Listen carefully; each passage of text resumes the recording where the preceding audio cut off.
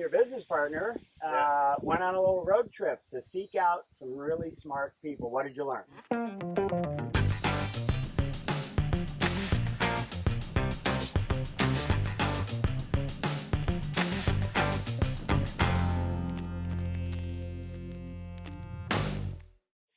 I haven't learned anything that was so like, Breathtaking. oh my gosh. Yeah.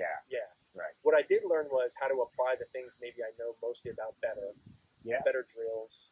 Hey, Marty does this way. Andrew does this way. They're kind of saying the same thing, but this would apply great for this. And a lot of times, as a student, you need to hear it 2 or 3 different ways, and then one way it clicks. Like, oh, I got it now. I understand it. And that's why we keep creating. You know, it's hard to get original after you do 100 videos. But we might say something in one video that gets represented a different way, and now you're like, oh, now I understand. I will also say when we filmed our videos for the first time, I probably hit the ball as well doing the things that we were talking about and you were talking about as I have since I've been on the trip. And I think without saying it directly, that says a lot. That and and what I tell like my college players and some of the mini tour players that I teach, being on the road and maintaining your golf swing is not as easy as, you know, so when you look at the PGA Tour and these guys are traveling 30 hours a year, or 30 weeks a year, it's hard. I mean, you need a full-time manager just for your time. Well, and I don't know how much you tell or don't tell this, but like you literally just got off a plane and walk out and roll. When I'm traveling like that, have like a little fog always. It takes me a day or two to like I can't. It takes me a day or two to like get off and get to a new spot and kind of look around and feel and swing, and it's difficult. And also when you're on the road, I don't get to skip balls as often as normal. Right. One thing I've learned on the road and hitting balls less is I have to consolidate ideas. Yep. So when I'm at home, I can tinker more. I can maybe do more things.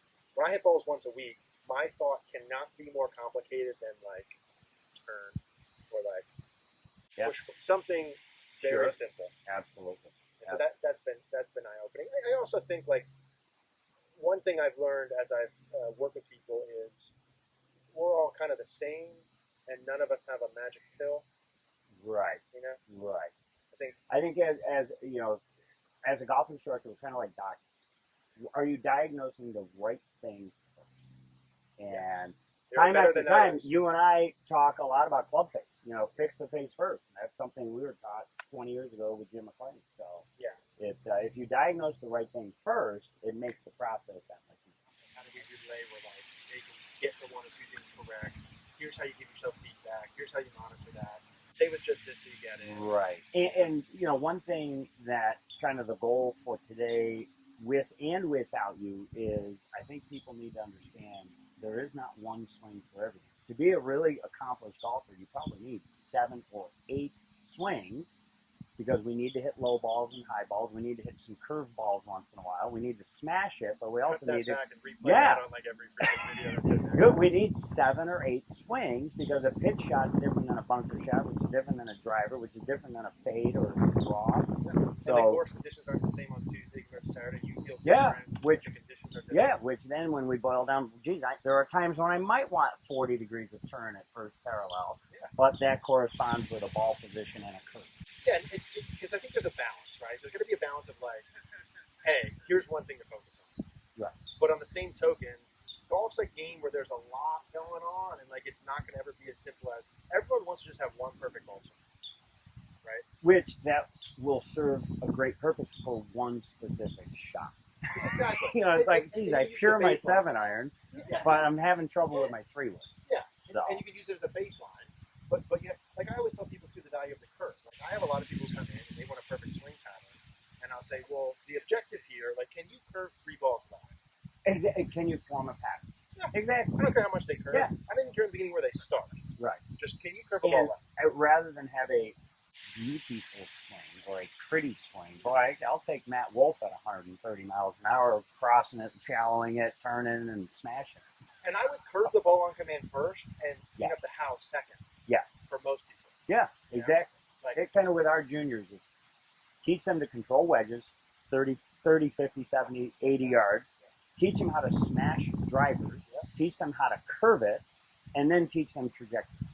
And it's kind of in that order. And it's like we don't get to trajectories until you can do the other thing. And I also think people, you know, I tell my juniors, go to the forward set of tees, learn how to shoot 60.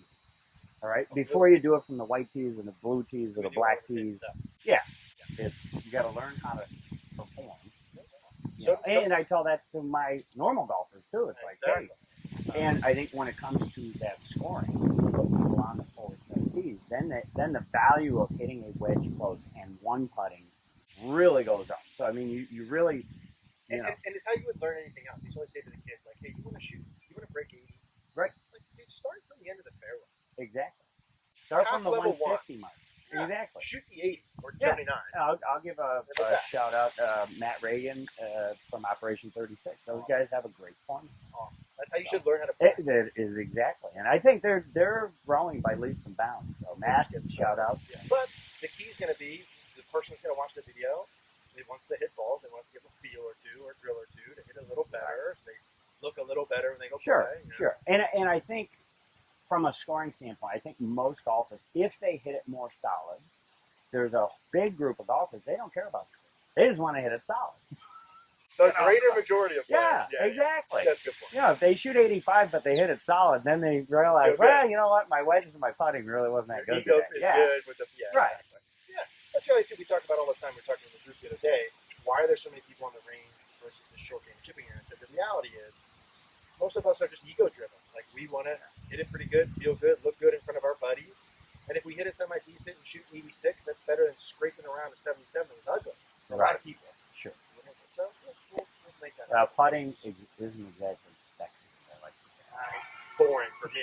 At least I don't spend a lot of time.